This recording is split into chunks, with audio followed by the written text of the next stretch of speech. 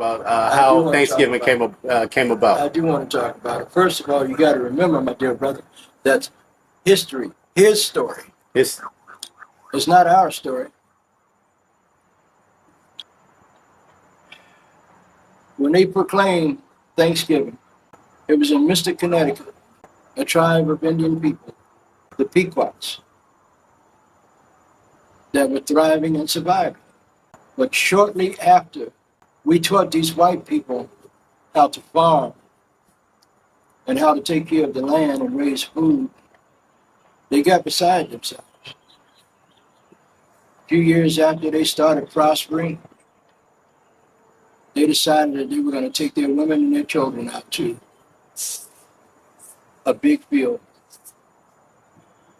and have a cookout celebration. No Indians brought deer. There was never a Thanksgiving dinner with them, according to what they say. Not true. The celebration of Thanksgiving was the men walked off from their families and went further north into Mystic, Connecticut, and they murdered these Pequot Indian children, elders, women, and men. Got them in the enclosure of their habitat. They had built forts, per se, but that was only for the protection of their people.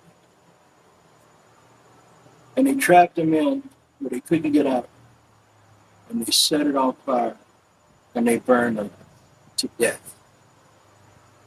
Then they came back. They were so thankful that they had killed these Indians, but that was the first Thanksgiving, not what you read about in their books. It wasn't until when President Lincoln decided, instead of having it every other day when they were going to different tribes, killing them, that he decided to make it once a year, a day of Thanksgiving once a year. True. But let me tell you about President Lincoln. Because Indians, the Dakota, and Nakota Indians wouldn't give up. These are the people from Minnesota, North Dakota, South Dakota, up in that area. They were fighting, and they captured in excess of 200 of them. And they wanted to hang them all. But Lincoln intervened, and he said, no, I don't want you to hang them all. Pick 38 of them. And that's how they came up with the Mankato 38.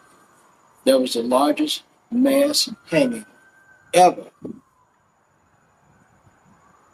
in this country.